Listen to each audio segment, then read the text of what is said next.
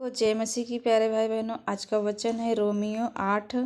तो वचन को ध्यान से सुनिएगा। वचन पवित्र आत्मा के द्वारा जीवन। हालेलुया। पवित्र आत्मा के द्वारा हमारा जीवन कैसा होना चाहिए, इस बारे में आज हम बात करेंगे। तो वचन को ध्यान से ज़रूर सुनिएगा ताकि परमेश्वर इस वचन के द्वारा आप सबको आशीष दे। हालेलुया। वचन को अपने जीवन में जगह दे मेरे प्यारे भाई बहनों, ताकि वो बीज बनकर आपके जीवन में जाए और 100 गुना फल लेकर आए। हालेलुया। परमेश्वर इस वचन के द्वारा आप सबको आशीष दे और आप सब परमेश्वर के पवित्र आत्मा के द्वारा जीवन पाएं। आमीन।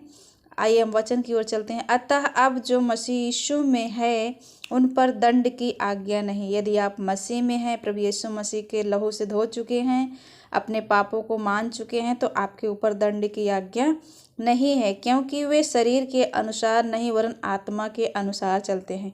क्योंकि आप शरीर के अनुसार इस समय नहीं चलते वरन आत्मा के अनुसार चलते हैं। हालेलुया। क्योंकि जीवन की आत्मा की व्यवस्था ने मसीह यीशु में मुझे पाप की और मृत्यु की व्यवस्था से स्वतंत्र कर दिया है। हालेलुया। पाप की और मृत्यु की व्यवस्था से हमें और आपको परमेश्वर अपने लहू के द्वारा स्वतंत्र कर दिया है। आमीन। क्योंकि जो काम व्यवस्था शरीर के कारण दुर्बल होकर न कर सकी, उसको परमेश्वर ने किया। हालेलुया। जो शरीर दुर्बल हो गया था उसके कारण हम नहीं कर सके, परंतु परमेश्वर ने किया, अर्थात अपने ही पुत्र को पापमय शरीर की समानता में और पाप बलि होने के लिए भेजकर शरीर में पाप पर दंड की आज्ञा दी। हालेलुया। शरीर की व्यवस्था की विधि हमें जो शरीर के अनुसार नहीं वरन आत्मा के अनुसार चलते हैं पूरी की जाए। हालेलुया। क्योंकि शारीरिक व्यक्ति शरीर की बातों पर मन लगाते हैं, परंतु आध्यात्मिक आत्मा की बातों पर मन लगाते हैं। हालेलुया। जो शारीरिक व्यक्ति हैं वह शरीर की बातों पर मन लगाते हैं, आज क्या करना है, क्या खाना है, कहाँ जाना है, परंतु आत्मिक व्यक्ति हैं वो आत्मा की बातों पर मन लगाते हैं। वचन में क्या लिखा है, परमेश्वर ने हमें क्या कहा, हमें आगे क्या करना चाहिए, जो प्रभु को भाता रहे। हालेलुया। शरीर पर मन लगाना तो मृत्यु है। क्या है मेरे प्यारे भाई बहनों?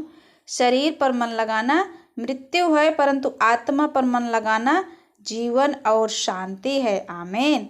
परमेश्वर आप सब आत्मा पर मन लगाएं तो परमेश्वर आपको जीवन और शांति दोनों देगा। हालेलुया।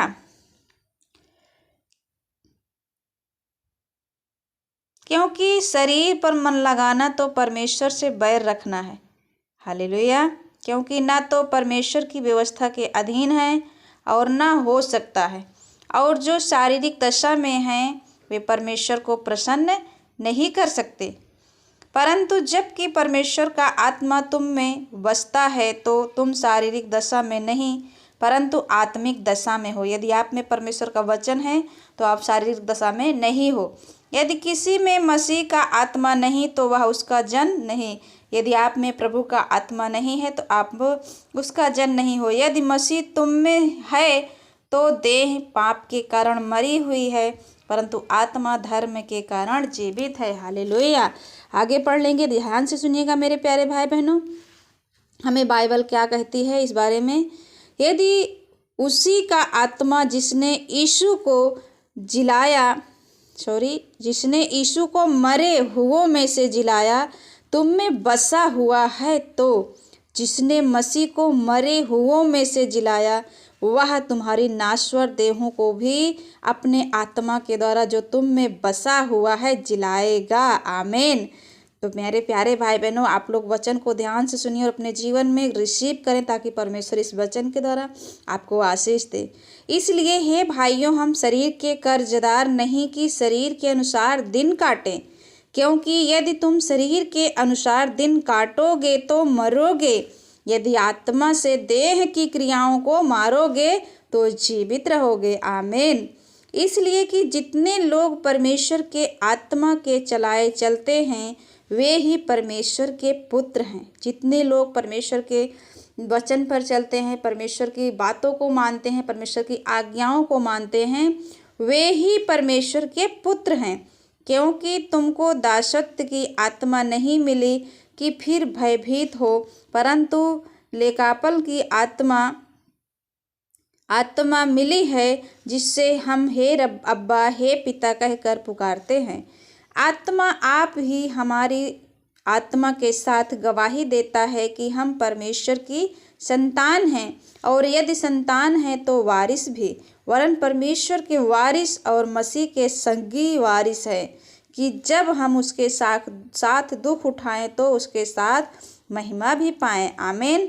आगे भविष्य में प्रकट होने वाली महिमा क्या है, इसके बारे में बाइबल हमें क्या बताती है?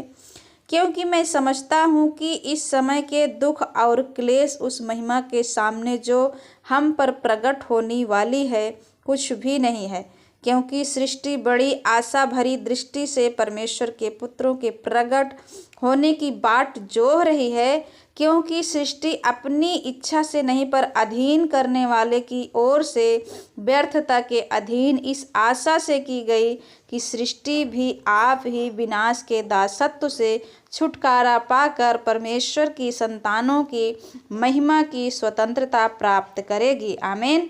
क्योंकि हम जानते हैं कि सारी सृष्टि अब तक मिलकर कराहती और पीड़ाओं में पड़ी तड़पती है, और केवल वही नहीं, हम भी जिनके पास आत्मा का पहला फल है, आप ही अपने में कराहते और लेपालक होने की अर्थात अपने देह के छुटकारे की बाट जोहते हैं।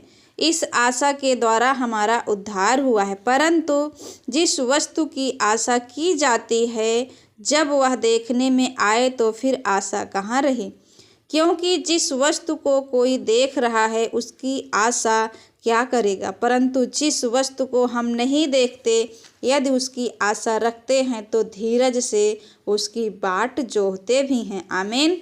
इसी रीति से आत्मा भी हमारी दुर्बलताओं में सहायता करता है, क्योंकि हम नहीं जानते कि प्रार्थना किस रीति से करना चाहिए, परंतु आत्मा आप ही ऐसी आहें भर भर कर जो बयान से बाहर है हमारे लिए विनती करता है, और मनों का जांचने वाला जानता है कि आत्मा की मनसा क्या है, क्योंकि वह पवित्र लोगों के लिए परमेश्वर की इच्छा के अनुसार विनती करता है।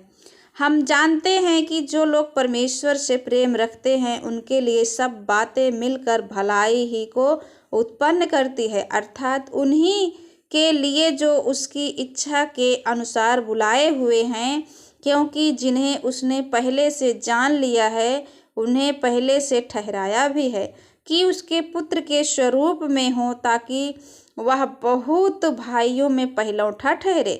फिर जिन्हें उसने पहले से ठहराया उन्हें बुलाया भी, और जिन्हें बुलाया उन्हें धर्मी भी ठहराया है, और जिन्हें धर्मी ठहराया उन्हें महिमा भी दी है। आमीन। परमेश्वर का प्रेम। अतः हम इन बातों के विषय में क्या कहें? यदि परमेश्वर हमारी ओर है तो हमारा विरोधी कौन हो सकता है? जिसने अपने निज पुत्र को भी न रख छोड़ा, परंतु उसे हम सब के लिए दे दिया, वह उसके साथ हमें और सब कुछ क्यों न देगा? आमीन। परमेश्वर के चुने हुओं पर दोष कौन लगाएगा? परमेश्वर ही है जो उनको धर्मी ठहराने वाला है। फिर कौन है जो दंड की आज्ञा देगा? मसीह ही है जो मर गया वरन मुर्दों में से जी भी उठा, और परमेश्वर के दाहिने ओर है, और हमारे लिए निवेदन भी करता है। कौन हमको मसीह के प्रेम से अलग करेगा? क्या क्लेश या संकट या उपद्रव या अकाल या नंगाई या जोखिम या तलवार? जैसा लिखा है, तेरे लिए हम दिन भर घात किए जाते हैं, हम वध होने वाली भेड़ों के समान गिने गए हैं।